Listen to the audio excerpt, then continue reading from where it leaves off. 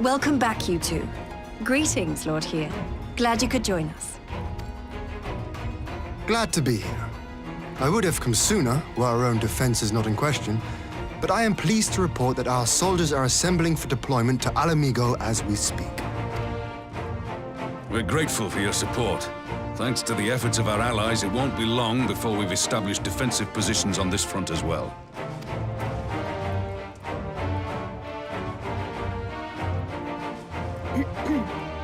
We have some good news, too. Alphino has come back to us. As for the bad news...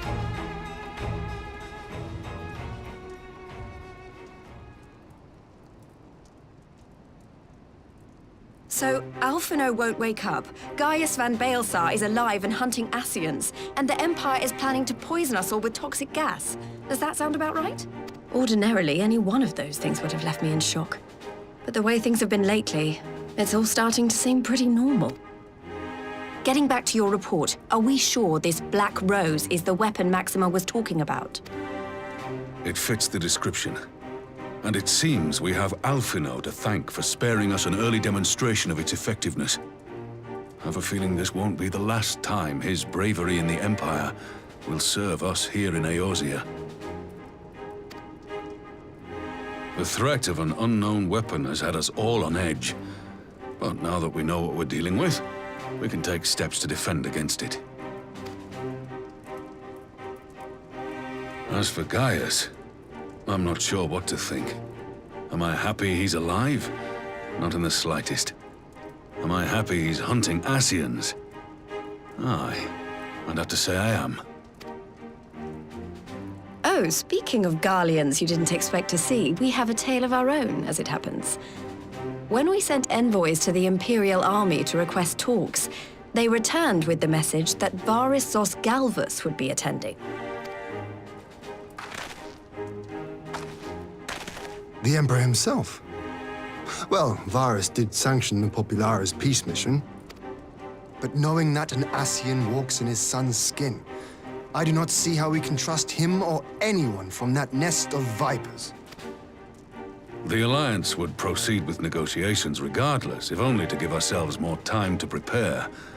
We do, however, require your cooperation. Right. Yes. So, as a condition for the talks to go forward, the Empire has requested that a member of the Scions be present. There'll be a representative from each Alliance nation, of course, but I'm afraid we have to ask that you come along too.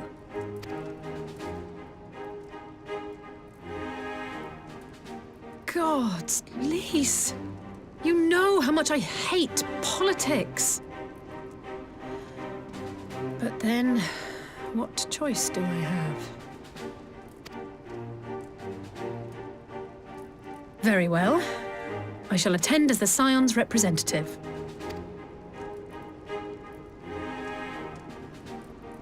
In case you're wondering why I didn't ask you, the Empire also requested the presence of Eorzea's champion.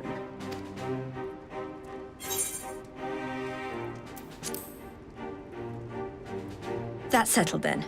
We don't know what Varys means to bring to the table, or why he wants you there, but having you close at hand will make all the difference.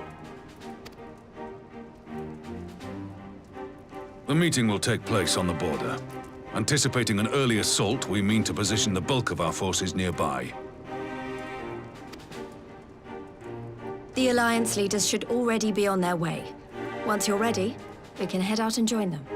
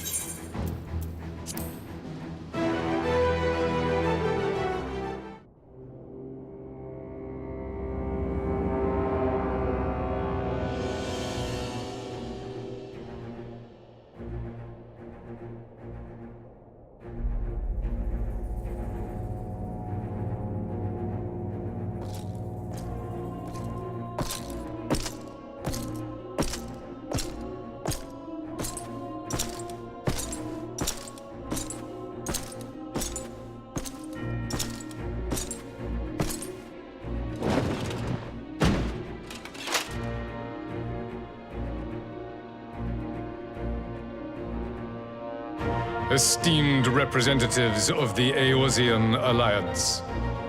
On behalf of the Gallian Empire, I thank you for inviting me here today. As this parley was convened at your request, I invite you to speak first. Very well, Your Radiance. I, Nanimo Ulnamo, 17th in the line of Ul, should be pleased to oblige you.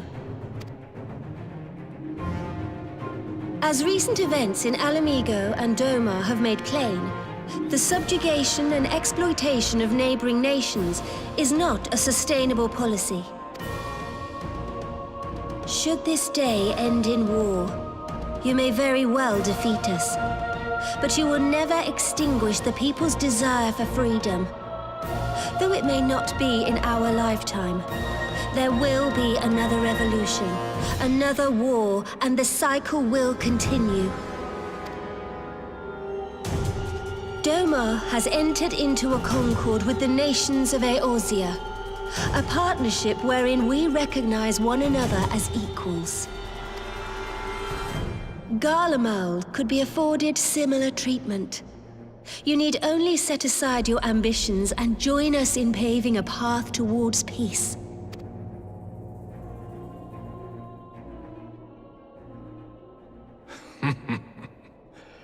You will not win me over with sophistry, Your Grace. As you know only too well, this alliance lacks the strength to keep the peace within its own borders.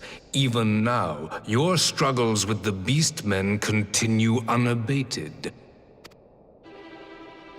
Divided, you sow this fertile soil with the seeds of your differences and reap naught but discord and chaos for your trouble. Eorzea must be united under one leader, one purpose. I would offer you both and bring an end to your strife. With all due respect, Your Radiance, the only thing that you offered the people of Alamigo was fear and hopelessness. The citizens of Doma can also attest to the meager arms of Imperial rule. There is no purpose to be found in a life of oppression, each day more uncertain than the last. Our people are willing to die for their freedom. A great many already have, and countless more will, if we don't put an end to this madness here and now.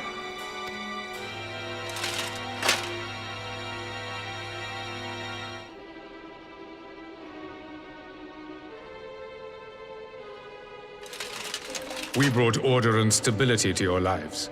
This madness and bloodshed is of your own making. You broke the peace, not Garlemald. Peace. Order. You kill our peoples, despoil our lands, take everything that is ours. And what? You expect us to lick the boot that grinds our faces into the dirt?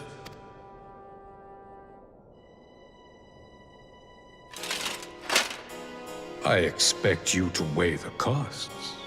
To recognize that countless lives have been lost on both sides in pursuit of a greater good, and to not squander all we have achieved in a fit of petulance.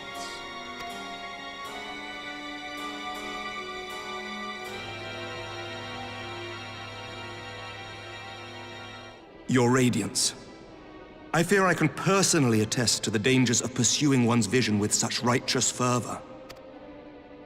For 1,000 years, the Holy See of Ishgard waged war with dragons. 1,000 years of sacrifice, of sorrow and hate, in which we bathed in the blood of friend and foe alike. Had it gone on any longer, we may well have drowned. Yet we have chosen to raise ourselves out of this bloody spiral, and have since made peace with our former enemy.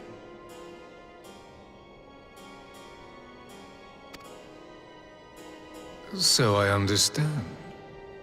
No doubt the dragons were more receptive to your overtures in the wake of their leader's demise.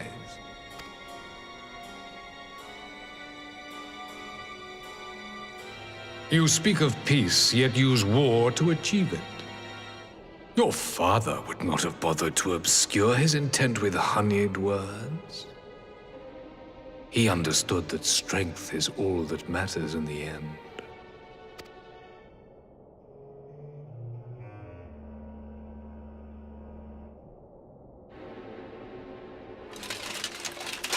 Without his clarity of vision, I can but wonder what will become of Ishgard and her people.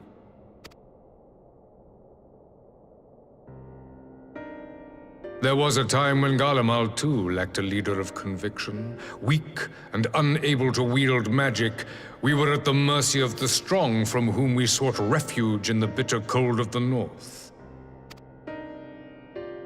Were it not for the discovery of ceruleum and the subsequent development of magitech, we might never have gained the power to take back that which was rightfully ours.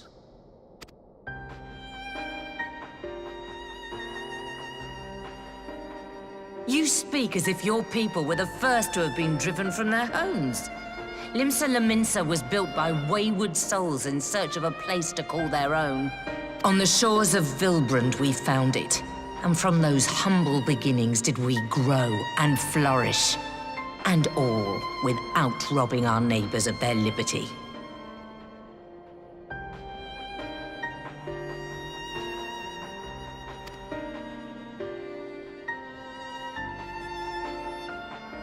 So saith the pirate. Am I to believe that you simply asked the kobolds to yield up their lands and that they were happy to oblige you? That you did not drive them out like rats in the hold of one of the many ships seized by your privateers?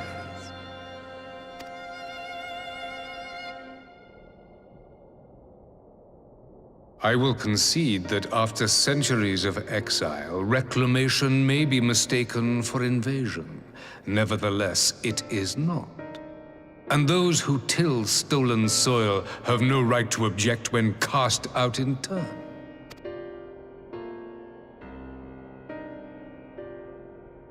Your uncompromising nature rivals that of the Ixal. They too lament circumstances which they themselves perpetuate. Were they but to embrace peace, we would welcome them with open arms. Indeed, some few have done just that, and now receive of the 12's Wood's bounty. Would that your people might learn from their example.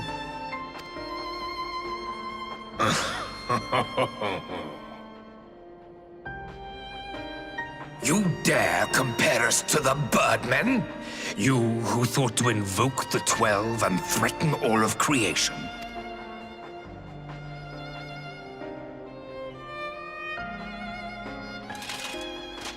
I came here in the hope of finding some speck of common ground, but I see now these discussions will accomplish nothing. Despite what you people may believe, I am not wont to choose the sword over the olive branch. 'Tis but a pity men are loath to accept one without first being shown the other.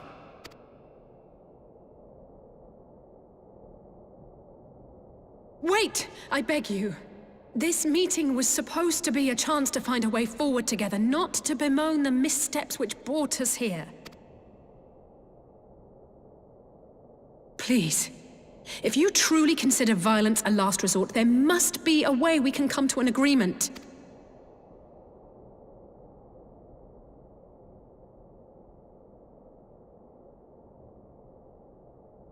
As Mistress Alisaie says, we did not come here to bicker over the past, but to discuss how we might strive towards a brighter future. Emperor Varys, may I suggest a short recess, that all present might compose themselves prior to beginning anew?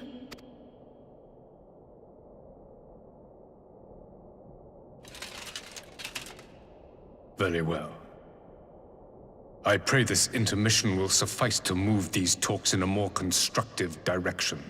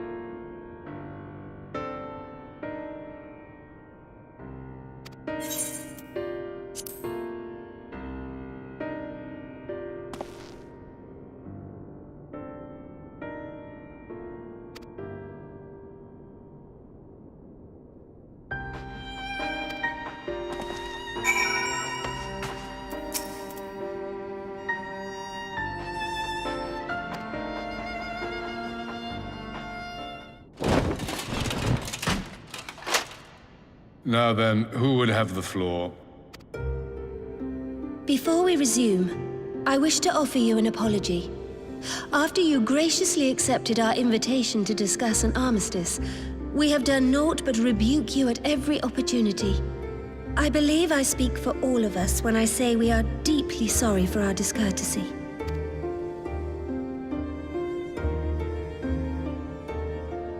I'll admit your familiarity with our affairs surprised me, and served to remind me how little I know of yours. I think all here can understand the desire to reclaim one's homeland. But why expand further? That is my question. If I may, the answer can be found in the Imperial doctrine they took great pains to impart to my people. Recognizing the threat icons posed to the world, Solus Zos Galvus decreed that they were to be eradicated. To this end, he began a campaign to unite all lands under the Garlean banner. Or so we were taught.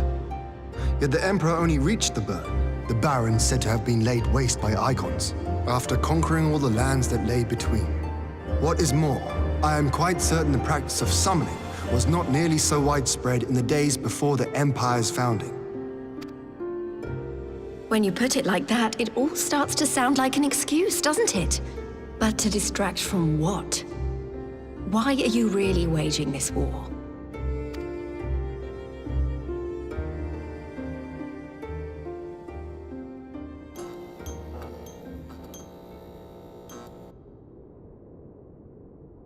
Finally, you ask the right question. I can but hope you heed mine answer and at last accept the righteousness of our cause.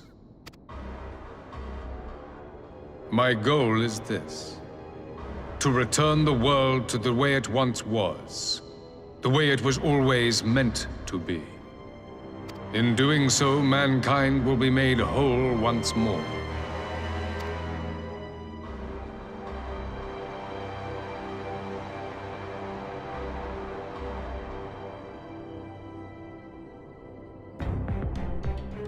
No longer will we suffer from the dissension born of our differences. There will be but one race, a perfect race, as we were when time began. What in Rulga's name are you talking about? I am talking about the origins of this star, of the source and its 13 reflections. At the instant of the great sundering, 'twas not only the world that was shattered, but mankind itself.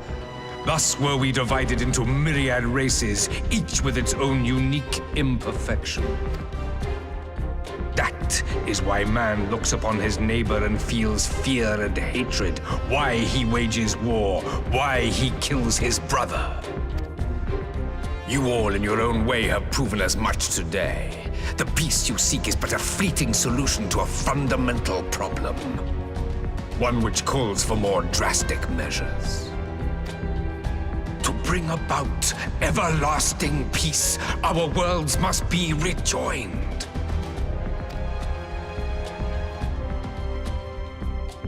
That is the goal the Empire would see realized. The glorious future unto which we shall one day shepherd mankind. A rejoining of worlds. I have heard this tale of the Source and its reflections before. Are these not the self-same desires as the Ascians? Emperor Varus, do not trust in their words. They will lead you to your doom. My father thought to use them, but in the end he succumbed to their temptations. He embraced summoning like so many other pawns before him. Do not tell us you mean to do the same.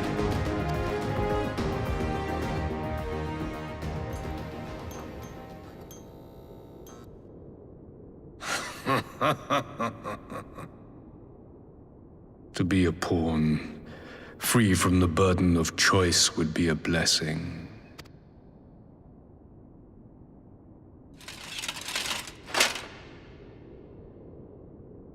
But I forswore that privilege the day I learned that the Gallian Empire was built by the hand of an Ascian. What?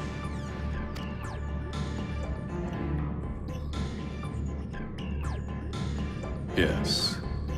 My grandsire, the former Emperor, is of their number. And who better to build an empire capable of bringing about the calamitous change we desire? Would you condemn me for this alliance? For bowing to the will of these shadowy masters, when the prize is true and lasting peace?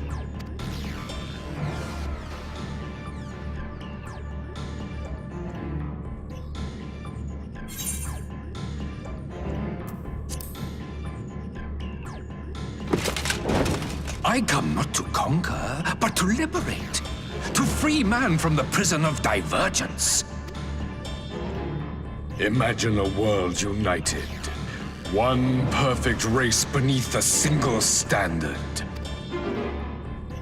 An army before whose might these servants of darkness and light would fly as leaves in a storm, never again to meddle in man's affairs.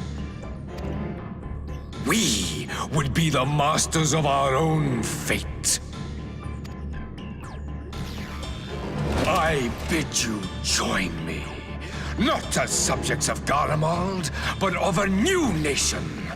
And together we shall win freedom for ourselves and generations yet unborn. You want to trigger another half-dozen calamities? You can't be serious!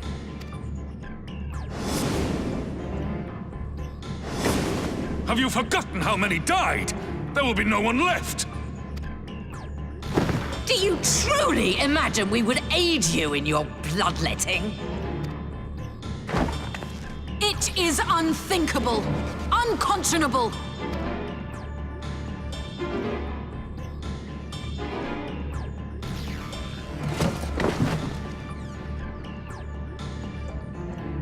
And what is the alternative? To be as cattle waiting for slaughter? I would have us work together that we might take fate into our own hands. Into your hands, perhaps.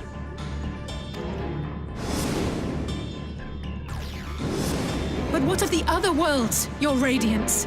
With every calamity, you obliterate a star and every soul that dwells on it.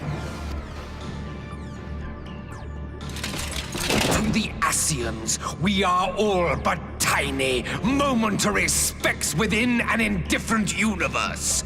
We cannot hope to oppose them until we have been made whole once more.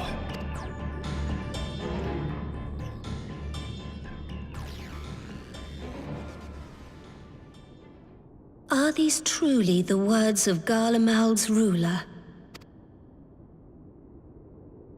The flaws and foibles which you so abhor are what make us who we are. Every nation, even yours, Emperor Varys, is made whole through the combination of these imperfections, the strengths of one compensating for the weaknesses of another. While it is true that man succumbs all too often to anger and avarice, he may yet overcome his baser instincts through the forming of bonds with others, fostering community and cooperation. That the protector of an empire should not only reject these fundamental truths, but seek to change them at so dear a cost to life is indefensible. Such a man is not fit to govern.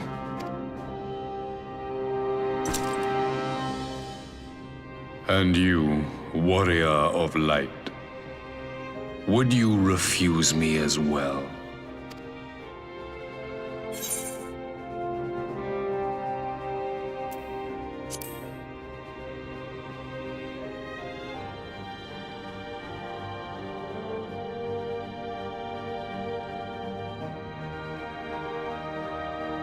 It would seem the Alliance is of one mind on this matter.